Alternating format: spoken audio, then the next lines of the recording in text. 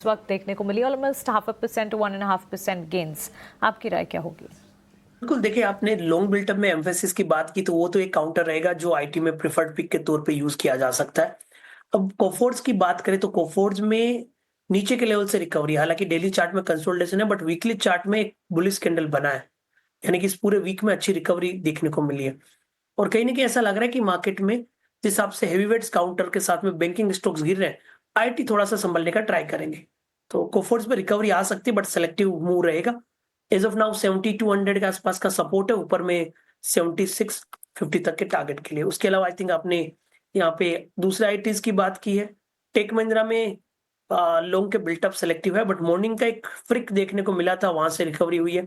तो price behaviour थोड़ा mix है बट वीकली चार्ट में lower top lower bottom negative है। तो 1415 के सपोर्ट से 1520 तक के लेवल यहाँ पे ओपन हो रहे हैं।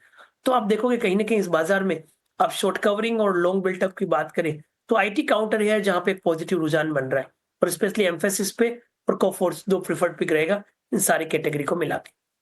फासिस और कोफोर्ज दोनों ही प्रेफर्ड पिक इन कैटेगरीज में इस वक्त देखने को मिले हैं। टारगेट स्टॉप लॉसेस चंदन जी के आपके स्क्रीन पर आप देख रहे हैं।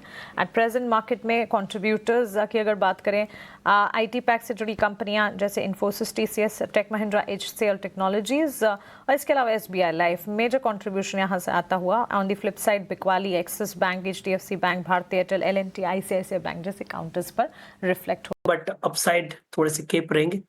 ऐसा मानना है कि 1640-50 के बीच में कोई भी रिकवरी आती है तो वो बिकवाली में तब्दील हो सकती है।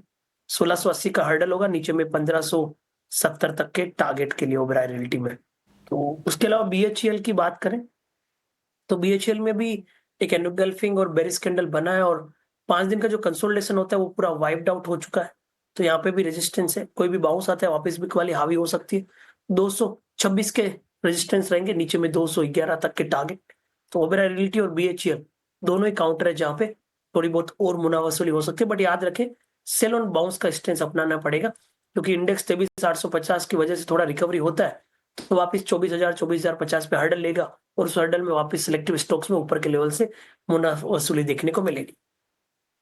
तो बीएचईएल, ओबेरॉय रियल्टी दो स्टॉक्स जिस पर नजर रखनी है। बिकवाली और ये गिरावट जो है और ज्यादा गहराती नजर आ सकती है। 4.25% ही गिरावट बीएचईएल में 220 के लेवल्स पर 215 के टारगेट से यहाँ पर टूवर्ड्स डाउन साइड नजर आ सकते हैं। और इस बीच ओबेरॉय रियल्टी में भी गिरावट है और एंजल वन में भी बिकवाली का दबाव क्लियरली देखने को मिल रहा है। 1570 तक नीचे जाता हुआ दिख सकता है ओबेरॉय रियल्टी 3.5% के डाउन ट्रेंड्स के साथ इस वक्त। चंदन जी, अब आपसे आपके स्टॉक स्पेसिफिक रिकमेंडेशन आज के लिए जानना चाहेंगे।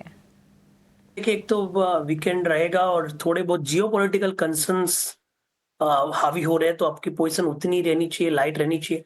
कोई भी बड़ी राइटिंग की पोजीशन यहाँ पे मार्केट में नहीं